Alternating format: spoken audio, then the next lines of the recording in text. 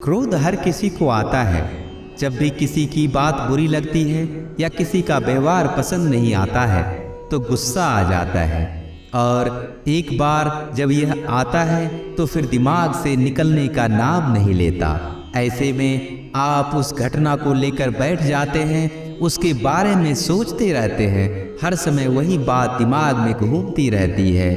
आप किसी से कोई भी बात करें, वह घटना बीच में आ ही जाती है। ऐसे में आप ना चाहते हुए भी उस बारे में बात करने लगते हैं, उसकी शिकायत करने लगते हैं, और अगर उस समय वहाँ कोई बात करने वाला नहीं हुआ तो आप अपने आप से ही बात करने लगते हैं, बड़बड़ाने लगते हैं। इस सब से उस व्यक्ति की सेहत पर तो कोई फर्क नहीं पड़ता, पर आपका नुकसान जरूर होता है।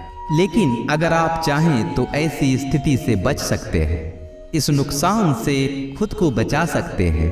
कैसे, आइए जानते हैं महात्मा गौतम बुद्ध की इस कहानी के जरिए। एक बार की बात है, एक गांव में गौतम बुद्ध का प्रवचन चल रहा था। वे कह रहे थे, जब हम क्रोधित होते हैं तो दूसरों को नुकसान पहुंचाने की कोशिश करते हैं, लेकिन उस समय हम इतने आवेशित होते हैं कि हमारी सोचने समझने की ताकत समाप्त हो जाती है। इसलिए क्रोध में हम सही निर्णय नहीं कर पाते हैं और अपना नुकसान कर बैठते हैं। बुद्ध की उस सभा में एक गुस्सैल स्वभाव का व्यक्ति भी शामिल था।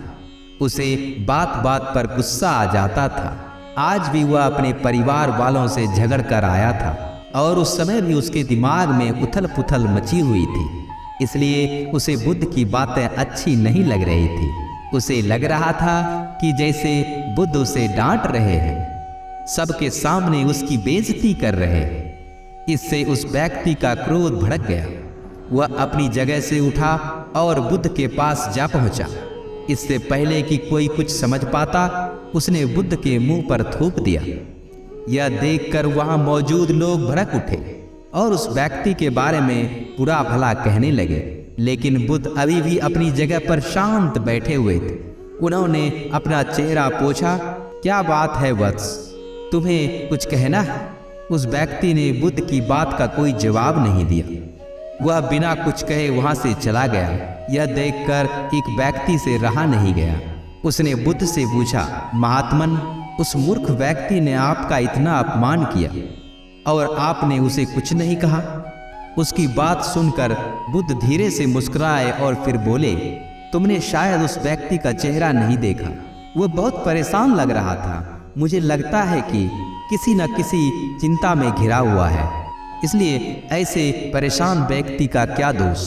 बुद्ध पर थूकने वाला व्यक्ति सभा से उठने के बाद अपने घर चला गया। वह दिन भर बेचैन रहा। उसे अपनी करनी पर पछतावा होता रहा। रात में भी वह नहीं सो पाया और बेचैनी में इधर उधर करवट बदलता रहा। अगले दिन वह फिर से बुद्ध की सभा में गया। वहां पहुंचते ही बुद्ध के चरणों में गिर पड़ा और रोने लगा। यह देखकर बुद्ध ने पूछा, क्या हुआ वत्स, तुम क्यों रो रहे हो? वह बोला, मैं वही दुष्ट व्यक्ति हूँ जिसने कल आपका अपमान किया था। पता नहीं कल मुझ पर ऐसा कौन सा पागलपन सवार हो गया था जो मैंने ऐसी घृणित हरकत कर बैठा। कृपया मुझे क्षमा कर दे। बुद्ध बोले, कल की बातें तो कल ही समाप्त हो गई वत्स, कल के बारे में क्या सोचना।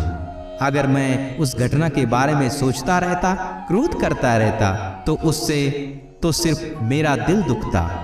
तुम्हें उससे कोई फर्क नहीं पड़ता। इसलिए बुरी घटना को याद रखना कोई समझदारी की बात नहीं है। इससे हमारी परेशानियां बढ़ जाती है और जीवन ठहर जाता है। इसलिए अप्रिय बातों और अप्रिय घटनाओं को भूलने में ही समझदारी है। जो व्यक्ति ऐसी घटनाओं को भूल जाता है वही जीवन में आगे बढ़ता है, और जो उनमें उलझा रहता है उसका जीवन चक्रव्यूह के समान हो जाता है, जिससे वह चाह कर भी बाहर नहीं निकल पाता है।